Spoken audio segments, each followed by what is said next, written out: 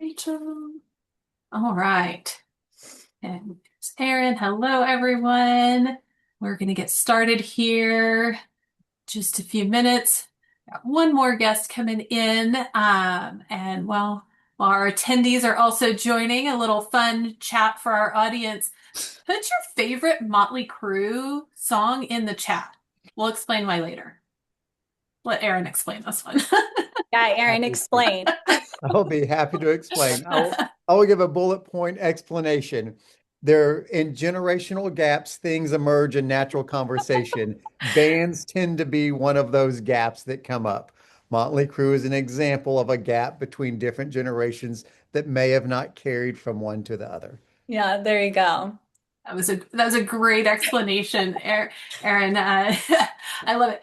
Shout at the devil. Love it. We're talking Motley Crue songs. If you have your favorite, you can put it in the chat. It is 1:15 Central Time on the dot. So I'm going to get started. I'm excited for this session today. We have been rocking and rolling through all of our sessions. Oh, that was literally in my notes in my script, rocking and rolling, Motley Great Crue. segue. Perfect. Look at that. You're integrated in all aspects of life.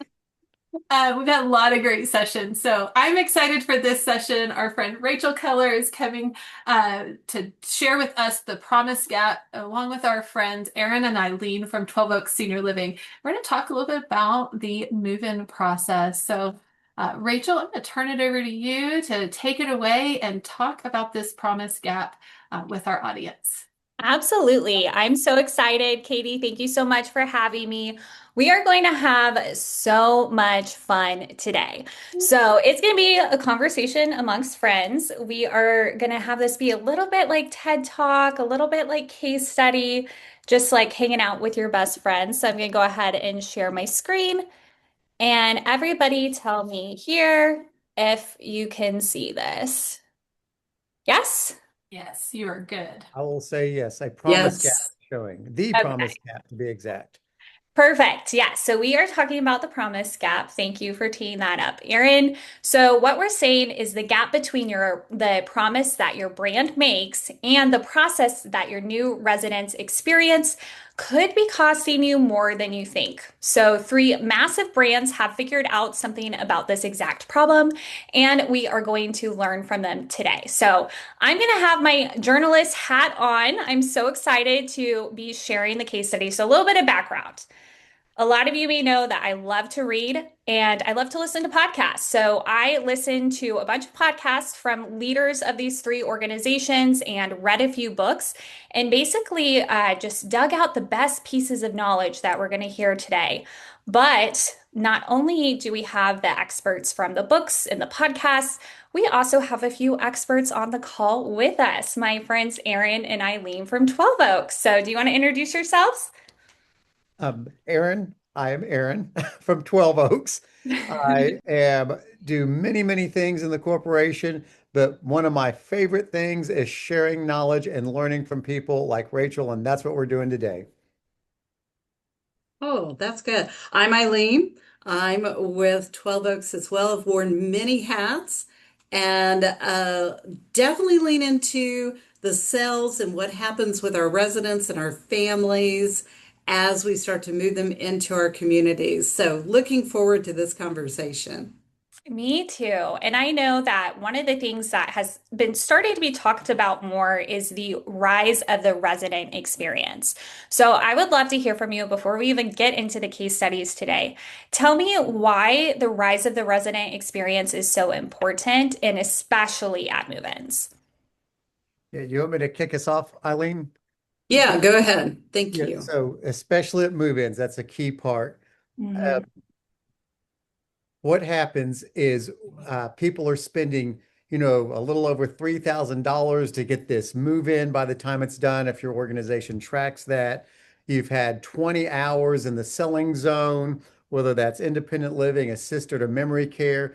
You've put all this work in, and what this is equivalent to is you've got this prospect or this responsible party, a family member. And picture this, they're holding on to this trapeze. They're holding on the bar. They're holding on, and they trust you. They trust Mhm. you, and there's fear and there's anxieties and their apprehensions, but they trusted you and they let go. And they're falling and they're falling and they're falling, and the net catches them.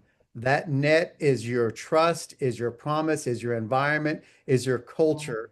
And if they're caught, that's amazing. And trust is emerged, trust is validated. If they're not caught, it's crash and burn. It's not a good situation to be in because the net wasn't there to catch them like it was promised to be. And that's why it's so important, because from that experience sets the whole path of this move-in process. And a seed of doubt has been planted to erode that trust that can continue, or it has to be repaired and restored. That's so good. I love the visual of the trapeze. And I think in sales and marketing, we talk so much about the process and the tour, and sales and marketing does such a great job of communicating the brand online and throughout the research. And that moment that they say yes and start the move-in process is essentially the first time that you're make or breaking that brand promise. They're saying yes, they're following. Are you going to catch them and follow up on what you said or not? Eileen, anything else you'd want to add? Yeah, that's we think about this family. They're holding onto this trapeze even as they walk into the door, as Mm, we're just starting to talk to them. And they have all these emotions. They have fear, they might have anger, they have sadness, and all of that they're holding on to. And so when we do build that trust, like Aaron was talking about, they let go and they're able to fall into that net of comfort and hopefully not crash. I mean, that is because we have worked through so many emotions with someone. So yeah, the last thing we want to do is start back at the beginning again. We have to have that net there. It's important. Yeah, I like what Eileen said. This is something good, Rachel, that I think may resonate with people. In the corporate world, a lot of times feelings slash emotions are really misunderstood. They're very misunderstood sometimes in the world we swim in of senior housing. Mhm. Emotions are really designed as signals, and they're signals that let people move towards us, move away from us, or move against us. Like when someone feels comfort and trust, they move towards you. That's very important in the leasing counselor role. If Mhm. they feel discomfort, they move away from you. Or if they feel anxiety, a low level of fear, they move away from you. If they feel anger, they move against you, which is not a good place to be when you're Mhm. partnering in this move-in experience. And so these signals, these feelings, these emotions, people can move away, move towards, or move against. And we want them moving towards us as we fulfilled the promise. so good. So hopefully all of the webinar participants are convinced this is important. Yep. So let Well, how do they feel about it? yeah. So there we go. It's a signal. Yeah, put in the comments. Let us know. Hopefully, you're feeling good about it. So let's talk about our first case study. So speaking of the comments, put in the chat, what do you think of when you see this brand? Just quick fire it off. And Aaron or Eileen, if you want to read a few of them, feel free. Yeah. What do you guys think with Chick-fil-A closed on Sundays? It's Yeah, so real. that is Cows, so real. cows. That's so good. That's perfect. Eat more Oh, good. chicken. Pleasure. Pleasure. I like My pleasure. pleasure. Yes. Wow. If I go to a restaurant that's not Chick-fil-A and someone says my pleasure, I immediately think they worked at Chick-fil-A. That's good. And the And front like, desk answers the phone. It's like you called Chick-fil-A, you think. So yeah, precision delivery for fast food, attentiveness, consistent service, the best chicken nugs, as in nuggets. Yes. yeah, So yeah. with that, these are really good. Best operation ever. There's a lot of favorable things here. There's a Okay. lot Okay, so I'm of favorable curious. What are we thoughts. thinking about waffle fries, guys? What are we It's thinking a Oh, about? yes. Seriously. oh, So listen, here's this my comment. Here's my comment on what it is a vessel for Chick-fil-A sauce. That's what it is. It's a vessel for just dipping up that Chick-fil-A that's sauce. I'm really just good. saying. Oh I'm man, so curious what other people. mine's more on an emotional level. Is we were on a family trip, and my son was young at the time. We did a very long bike ride, and he was not making it. He gets hangry, and it's really, really bad. And he was so hangry, and he is alive because of Chick-fil-A. We have a restored relationship because of waffle fries and chicken nugs. He was fueled on waffle fries and anger, and it's okay. It's an amazing thing. So Chick-fil-A, my son is alive because of it. Well, hey, that's a glowing review if I've ever seen one. So Right. thanks for yeah, thanks for everybody for weighing in the comments. Just to cite the source, the expert for this case study is Scott Wozniak, who's the author of Make Your Brand Legendary and former organizational effectiveness and consultant at Chick-fil-A. So, fun fact, according to Wozniak, Chick-fil-A has had 15% growth every year for the last 37 years, which is pretty incredible. While their competitor, McDonald's, sits at just 2%. So he says that the secret isn't just the chicken, although it sounds like everybody in the chat does feel like that is pretty good, or the waffle fries. He did say that it is the trust built through operational excellence. So we even heard that in the comments of people saying, like, hey, the operations are great, and we appreciate that. And there may be no better explanation than this visual here, right? And Wozniak says this himself. He said, the lines tell the story. And I think this is so true because looking at this picture, if this was not a Chick-fil-A, if this was a different restaurant, any restaurant replace it, and you saw this line, what would you do? You'd be like, heck no, I am turning around. There's no way that I am going to wait in this line. I would be like Aaron's son. I'm hangry. Get me out of here. I cannot do this. Right? But let's contrast that. We know this is a Chick-fil-A. If we saw this line, would we have that same feeling, Aaron, to your point earlier, of wanting to move away, of having that anxiety? No, we wouldn't because they have built the trust that they're going to get us through in 5 minutes, no matter what. And that is just a key insight from Wozniak is he said people don't come back because the product is good. They come back because they trust you to make them feel good about the experience. And so they're always asking themselves at Chick-fil-A, how does your customer feel about themselves when they are with you? So, Aaron and Eilleen would love to translate this to senior living. Where does that trust break down during the move-in process today? That's so Do you easy. want I'm going to give it to Eileen. to? I mean, I'm gonna take a step back before I take a step forward. So going back to we have built trust through connection and Mhm. the connection of being able to sit with somebody, actually attune to what they're saying, understand what their needs are, and then we have a whole another group of leaders that need to work with us to make this move-in process steady and Mhm. correct and a magical moment for that matter. And I don't want to I want to be careful with something like that. We look at it as moments that matter. There need to be moments along the way that make a difference, that make sure that our new residents that we're bringing in, and not only our residents, but these family members that are along with them, are known and matter, that they Mhm. continue to understand that I know you, I've sat with you for hours and you matter. And that comes from making sure that if we're going to bring them something or have something waiting in their apartment, that it is not just something generic. If I had a lady one time that was walking into the community who, like myself, loves Prosecco. She loves Prosecco. So we made sure as they walked in that we had a tray with Prosecco waiting for her as she walked into the Ooh. community.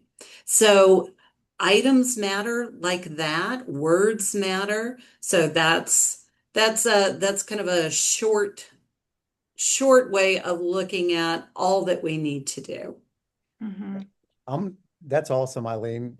Eileen and I have worked together a long, long time, and I think I remember the example you were talking about, Eileen. That's pretty neat. Uh, with that, I'm going to give more of an academic answer. and it can break down in one of five places. In the move-in process, it's usually ability. So for the academic folks, if you're a note taker, this is good too. In the components of trust, of which Eilleen and Rachel were speaking to, there's understanding, intent, ability. Those are the first three. I'll cover the other two in a minute. Understanding, intent, and ability. I don't know if anyone's ever been to a dentist office or ever worked in that field, but if you go and you sit down in the dentist chair and you're in pain and you need a root canal, and the dentist says, "Hey, I understand you're hurting. My intent is to get you out of pain. Let's get you fixed up. You've got understanding and intent." And he says, "We're going to need to do some quick surgery." And he pulls out his phone and he starts looking at it and looks on YouTube of how to do a root canal. And what do you do step by step? You question the ability. And so they've lost trust. Even though they had understanding and intent, it was the ability. So in the move-in process, the leasing counselors, the executive directors, and when people bring in food service and maintenance and housekeeping, understanding is given. We understand the situation you're in. We have intent to make it better with a solution we call senior housing. So you have those two things. Then what happens, the ability breaks down because you do the move-in process and people may not know where things are, or we don't tell people where to sit or what to expect, or paperwork's not done, or platforms aren't um, in use, like platforms like August Health is one, is a platform that we can use as well that has systems and structure. So the ability is where it's lost in this case. So I've just Mhm. covered the first three, Rachel, and I don't want to keep rambling, but understanding intent ability right now. No, I think I, that. if I can piggyback off of that, like what you're saying, move-in meetings. How many of us actually Mhm. have constructive move-in meetings where we are sitting down and we are asking, who is this person going to sit with at lunch, at dinner, at breakfast? Who are they going to meet when they first walk in the door? Are they coming from rehab? Do we know when that happens so often, they need laundry done, they need to go have their hair done? Are we scheduling all that? It's those small moments that make a really big deal. Well, and Eilleen, you keep saying like moments that matter, and I love that. So, Chick-fil-A is actually one of the most talked about brands on social media, but they don't have a huge marketing budget for like a social media. And the reason why is because Chick-fil-A as a brand basically challenges all of their stores to create one meaningful moment a month. And the reason why is because they want to create a story that their customers want to tell. So, this is a great example of Daddy Daughter Day at Chick-fil-A. I have a story. So, one of my very best girlfriends recently gave birth. And before she gave birth, we did one last brunch before baby. And we got to the table and the manager of the restaurant came over and he handed her a book that said, what to expect the first few months or something like that. It was one of those big books. And we were blown away by the thoughtfulness of this. It wasn't anything fancy, but it was intentional. He knew that this was our last big girls' brunch before baby comes and interrupts everything as babies do. And he wanted to make it special for us. And guess what? We did. I took her picture with the book at the restaurant, posted about it on Yelp because they made that moment so meaningful for us. So, Eilleen, can you share something that 12 Oaks does to create a meaningful moment? And it sounds like the champagne story was incredible. But if there's anything else that you want to share, feel free. I think I like what you were saying with intentional. It has to be intentional. There's an intent behind it. So I think about a time where a family had come in and it was hot. It's hot outside, and even though the movers were there, they're still trying to help and get everything done. And we actually had, and it happened because of our culture. I think it was the 12 Oaks culture that the family's in there and they're trying to, they have to make the bed, things have to get done. And a group of caregivers came in and just said, sit down. What drinks would you like? What do you need right now? They brought in drinks, they brought in sandwiches. They made sure that they were making the bed, that they Mm, were putting things up, that they were doing things for this family so they could just take a breath. Because, ideal situation is that's all done before somebody comes in. Reality is it's not always done before somebody comes in. So I have to give it to that culture piece that these caregivers took it upon themselves to do that. And I just remember sitting there and watching these two sons just take a breath because just kind of FYI, the mom was not too happy. This was a tough move. mhm. And so they also, in turn, allowed us to come in and sit with her and just be with her and just sit in that well with her during that time. That's so powerful. Like, how can you help the family just take a breath during a time that's still really heavy? It's exciting, but it still can be heavy. Okay, audience participation. I would love to hear. Put in the comments, what do you think of when you see this? And Aaron and Eileen, feel free to read them if you want out loud. For the McFlurry. What restaurant is this? McDonald's? Uh-huh. Yeah. Oh, what do you think when you hear and see McDonald's with the Blurry. McFlurry, the ice cream machines? What do you think when you see the ice cream machines? Let's take a look here. Broken. I relate to that comment. Shamrock, broken. Another Oh, broken. Yes, it is. although It Shamrock is. Shakes, those are good too. Those are good. Yes, those are good. I Uh, so good. I validate the broken. If you want to be a good parent and teach your daughter or son how to deal with disappointment, go get an ice cream at McDonald's because the machine can be broken and you can help metabolize grief and loss and process through it. It'll be amazing. So true. Well, ding, ding, ding. Anyone who said broken is correct. So this is funny, you guys. Shout out to Lindsay on the August Health team who found this website. And this website, you can look it up. It's called McBroken, which is hilarious. But this is a live interactive map of all the McDonald's ice cream machines across the country and which ones are working and which ones aren't, right?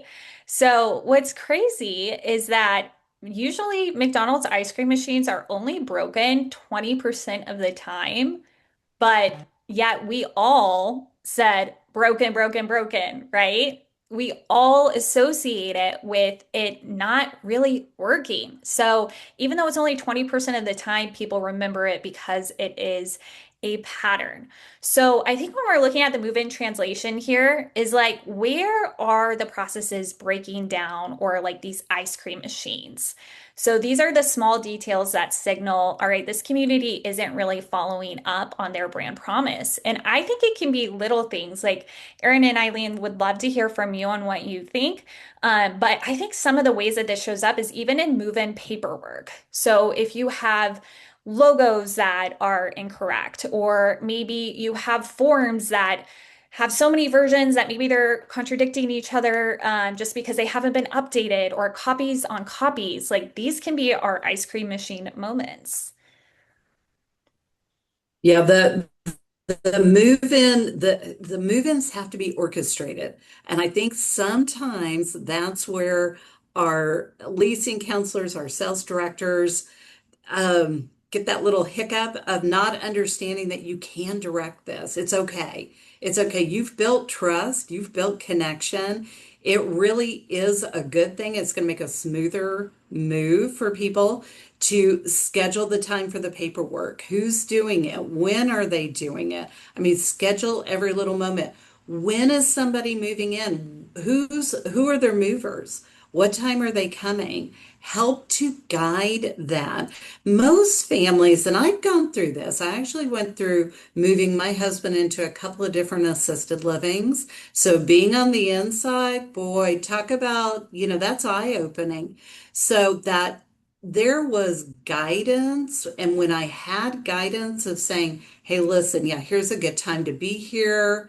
Here's where you're going to meet everybody. You're going to meet. the first shift and the second shift at the same time. So make sure you get here by 1 o'clock. We're going to have lunch prepared for you. Put that all together, orchestrate that. You're the director. Help them understand that they get to direct this process, and it's going to make things smooth on everyone's side. And of course, the usual, all hands on deck, right? It is processes. We don't want those processes to break down. And that falls on us to help these families have a lovely move in. We know if that doesn't happen, because we do a first impressions training that goes on into a continued impressions training. If we break that at the very beginning, one thing, we're going to have to do about 12 things right to overcome that one item right off the bat. So our goal is, what do we do to make sure that doesn't happen? That's so true. It's so hard if you have, we could have 10 things that are positive happen to us, and then one thing that isn't, and our minds tend to focus on that negative. So So overcoming that is true. really important. So true. Yeah, to validate with Eileen, from an example, is when a building's being constructed, you see it on the side of the road. There's these booms and there's this external structure, this framework, and it's outside the building because the building is being built. It doesn't have the strength to stand on its own yet. Once that building is complete and has internal structure, internal framework, you can take the external scaffolding away and it stands on its own. Mhm. So when a move-in is occurring, they don't have the internal structure yet to know what's going to happen. They're brand new. They don't know what's going to occur, aka where to eat, how do I get to my apartment, what time is this, when are events, when do I look at activities, calendars, so on and so forth. And so external framework has to be put on until that resident is strong enough to know what needs to occur. So our job in that move-in process is to be that scaffolding and external framework, aka processes, until it can fall away when the resident can stand on their own. Yeah, that's so good. Thinking through what are all the ways I can put those processes in place, whether it's getting the right information in front of the right people in a way that they want access, or giving them, hey, here's who you can sit with at dinner that night. Like all of those little pieces add up. Yes. So let's move on to our second case study here. Again, everyone, please put in the comments, what do you think of when you see this brand? No, we'll have to read some of these. These are good comments.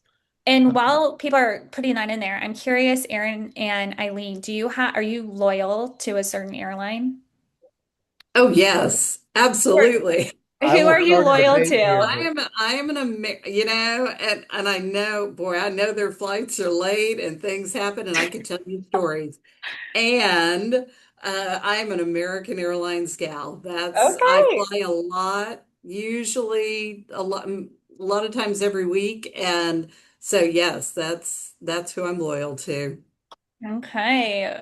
That's so funny. Well, I need to hear about that. Are people saying anything in the comments about oh, United? what are they not saying? You bet. Let's take a look here. 8 So, hours unplanned in Denver. yeah, Oh, that costs delays, money. bad customer service. Chicago, Rhapsody in blue. Nice. 8 hours unplanned in Denver, like Eileen saw. So this Wow. seems to be a trend of timeliness. This is hilarious. Yeah, this is good. I don't feel Okay. awkward for you at all. This is good. No, that's awesome. So this is so funny. Okay, well, who are we hearing from today? We're hearing from David Kinzelman, who is the Chief Customer Officer at United Airlines. Okay, so 180 million customers, 380 destinations, 6 continents every year. David said the number one question that they ask themselves when they're thinking about their customer service is, can customers rely on us? Apparently not. Apparently we cannot. Okay, so in the chat, what do you think is the number one predictor of customer satisfaction? And Aaron and Eileen, throw it out there. What do you guys think? The number one predictor. Oh, that I'm gonna I'm gonna pull on trust. Can they trust them? That's Yeah. good. What would call it? Yeah. I mean, what would make that? I think it'd be a combination of things. It's what I think. Like timeliness is one, cleanliness is another, dependability, the track record of accidents or non-accidents. That's what I would think. But Okay. I like very this though. complicated things. Listening and follow through. Boy, that's good. That's good because are they listening? Do you guys get those Oh, I the see Eileen doing airlines the come remix back and they version. want you to do a satisfaction. Yeah, yeah, sorry. Yeah. So Oh, it's, and do they even listen to it?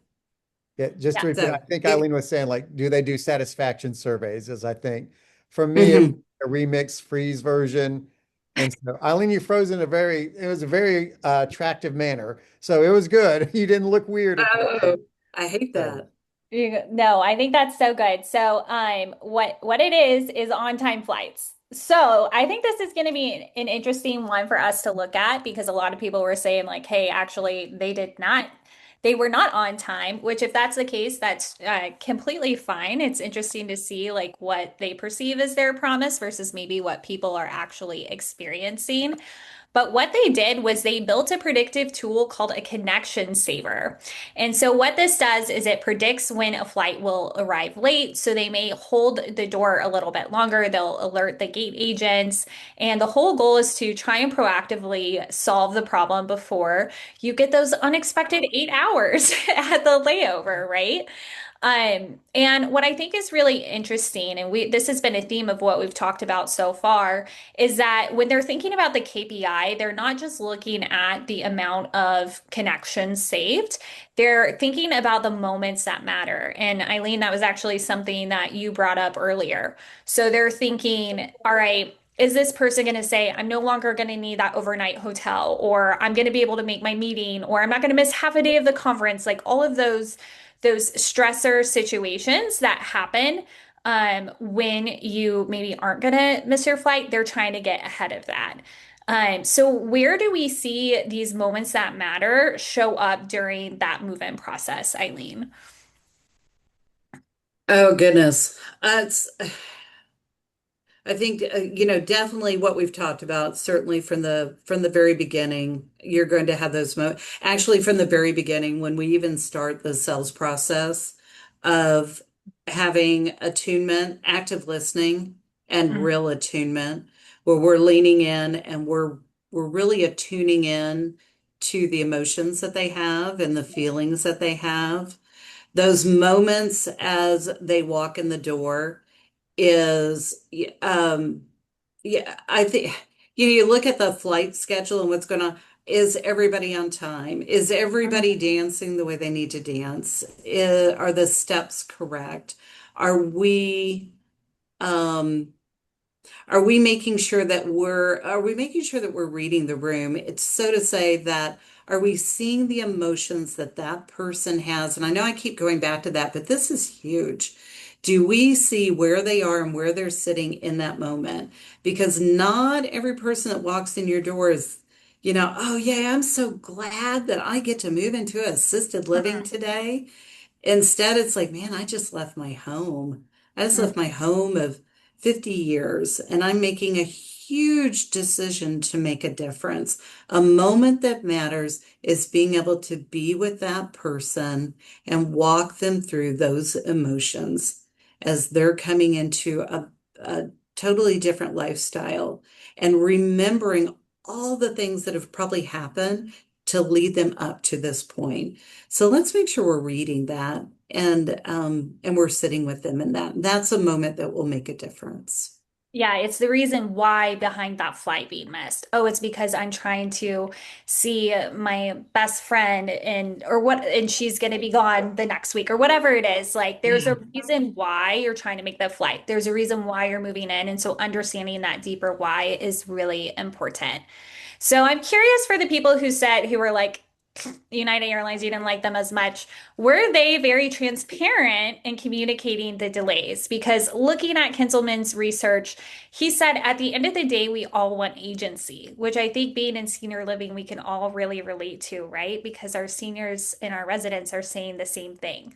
So, one of the things that they do, and they're using AI, I know we're all talking about how to use AI. They use AI to communicate those delays proactively. So, put in the comments if you got this when you were stuck. But one example that Kinselman gave is that if there's sunny weather at your departure gate, and let's say you're going to Florida and it's sunny weather there, but there's weather that's stormy and going to cause delays in the middle, they will proactively send you a weather map that says, hey, here's why there's going to be a delay. And they try and be very transparent there.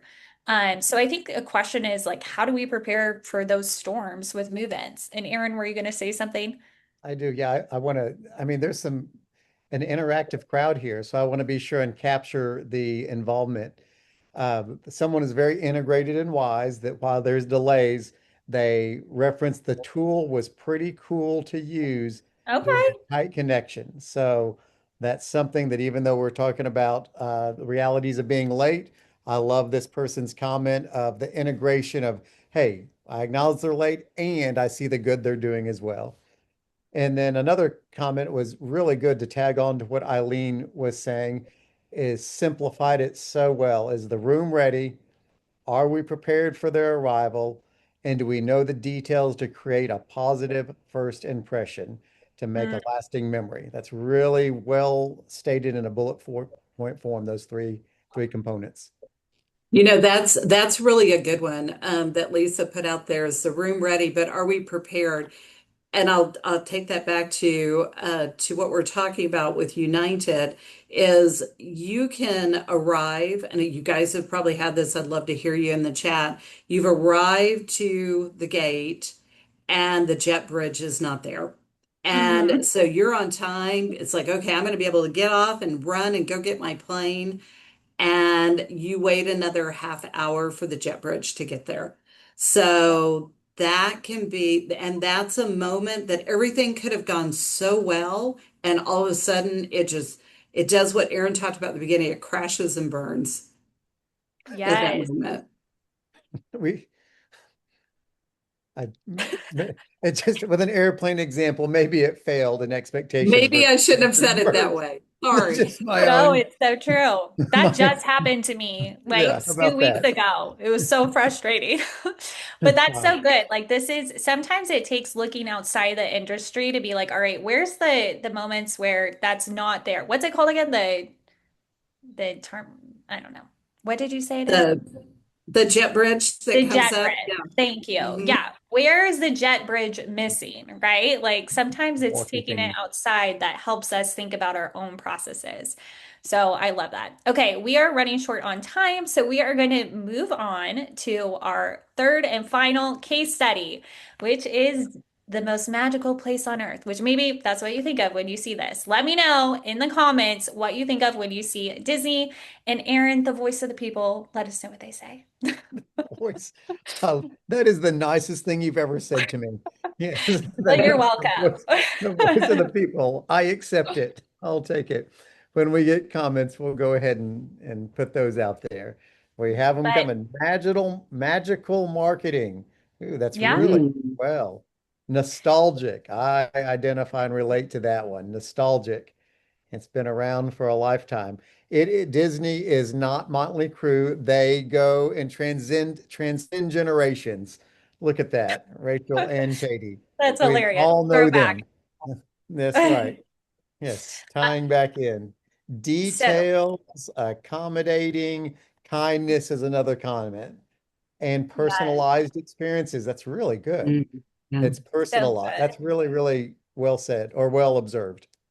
Yes. So, our sources for this one, Lee Cockrell, retired executive vice president of operations at Walt Disney World, and the book Be Our Guest, Perfecting the Art of Customer Service from the Disney Institute. So, Eileen, I think you have a fun Disney story to share here. I do. So it's been quite a few years back. So my husband and I went to Disneyland. So it was really exciting. So we're grown adults going to Disneyland. And mean, had the best time. It was every what everybody said, nostalgic, mad, a toad in it or something. And I apologize, my internet is unstable. And we went on this ride and we're riding through, we get right in the middle of it, right in the middle of it, and it just stops. I mean, it just flat out stops. And how a group can come in and make that fun is beyond me. They're getting us off the ride, we're walking through and we're laughing and talking, and the magic just continued. So to be able to say there was a hiccup, it happened, and somehow they came in, people were calm, they got us off. It was no big deal. It wasn't a big roller coaster, it's upside down or anything. So, That's good. and we walked off and we continued to have a great time. So I will never forget that. It was a blast. Isn't that every brand's dream where if something goes horribly wrong and then they say, it was so much fun? Yeah. That's what we all want, right? Well, and the statistics back that up, Eilleen. So 70% of guests return to the park, and that is because of Walt Disney's obsession with the details. And so true Disney fans may recognize this. It is from the 1988 movie Who Framed Roger Rabbit, and we're talking about generational differences. Aaron and Eilleen told me this was controversial during the day, which apparently I did not know. But Yes. a famous term did come from this movie called bumping the lamp, as you see here. So when the lamp was bumped, originally they didn't really do much with the shadowing, but they decided to go back and really make that look very realistic. And they now call this theory bumping the lamp, which is essentially the extra effort that you have to put in to make something more memorable, more magical. And they now use this across everything, whether it's movies or theme parks. One example I really loved from the book was they said that when you go to Disney and you arrive, you may see like, all right, I'm in row M, but they go the extra mile and actually saying, all right, you arrived at 9:57, so your car is actually going to be right here. So helping you navigate going that extra mile is really important. So with just a few minutes left, how do we bump the lamp during the move-in process? You want to bring it home, Aaron? Oh, yes, of course I do. So I'm ready here. So for first, let me just answer Rachel's question. Bumping the lamp is through what all the listeners have commented on of personalized details and proactive efforts to be able to know what will that prospect and resident need as they're moving in. Like that's the answer. And we can go into a lot of detail. So we can go into a lot of detail on that, but we don't have time for that. I But to know. answer it, it's exactly what this audience is saying of accommodating and kindness with the resident as they move in. Yeah, so, so good. And we knew that we were going to be long talkers. We're like, we got to cut our content because we could Yeah. talk for too long. Well, we We can, even, oh, I can, I mean, I can wrap us up quick if you want, Rachel, but that's a general answer. You no, want me I to go love into, it. We're gonna so, move on to the key takeaways, and then Aaron, I will let you wrap it up here at the end. I think the key thing, as we talked about here, is those details matter. So where are you bumping the lamp when it comes to the move-in process? All right, so looking at what I love an action plan. We love the stories, but I want a roadmap. Give me the tips that I can take away. So this may be something that you write down, bring it back to your team, do an audit, right? Audit for those ice cream machine moments. What are those small repeated failures that might be breaking trust? So that could be anything from are your paper forms actually current? Is everything consistent? Where are families having to ask the same questions twice? Do they not have access to sign forms digitally if they live somewhere else or if they prefer that? These are questions to start asking yourself. Create one memorable moment that families will talk about. As we said, it doesn't have to be expensive, but it does need to be intentional. Anticipate the friction before families feel it. Map those anxiety points of that pre-move-in process and proactively communicate that weather app, just like United does, even if there are going to be delays. How do we get in front of that in a way that they feel like you're being transparent? And then obsess over details on behalf of the families. Every form, every email, every interaction should say that we thought of you. So, Erin, I promised you 1 minute. By the way, August Health does this. So, shameless plug, this is exactly what August Health was built to do with the move-ins tool, help remove that friction, create consistency, and let families experience move-ins as the brand moment it should be.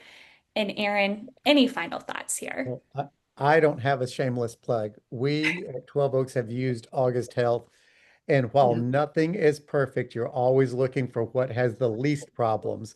And August Health falls under that umbrella in lots of areas, including this process that we're talking about today. So wrapping up, the big areas are, can I trust you? Remember, think about this. Can I trust the dentist? Remember the dentist. Understanding intent and ability in this context. Ability is key as we have to have external structure to provide to the prospect or resident moving in until internal structure is developed, and then that framework can fall away. How do I feel when I'm with you? Remember, feelings are signals. They're misunderstood. Signals I can move towards you with comfort. I move away with you, away from you with apprehensions or anxieties, and I move against you with anger. Emotions are signals. Signals are in the prospect or resident's mind as they move in. So we want to be sure we catch them with the net as they let go of the trapeze bar and they trusted us. So, how do you feel? How do I feel I'm with you? And do you care about me? Do you care about me? Because we are people and we are humans. We have relational needs just like we have physical needs. Physical needs are food and shelter and warmth, but emotional needs, a number one that are met in this process, acceptance, validation, belonging, identification. These are relational nutrients that we all have to have as human beings, and prospects certainly fall under that category. There's a wrap up, Rachel. Love it. Thank you so much. Always happy to talk with anyone who wants to talk more about their move-in process. But thank you to Smart Girl for letting us talk a little bit about the move-in process. Well, thank you guys so much. Such an interesting and engaging presentation.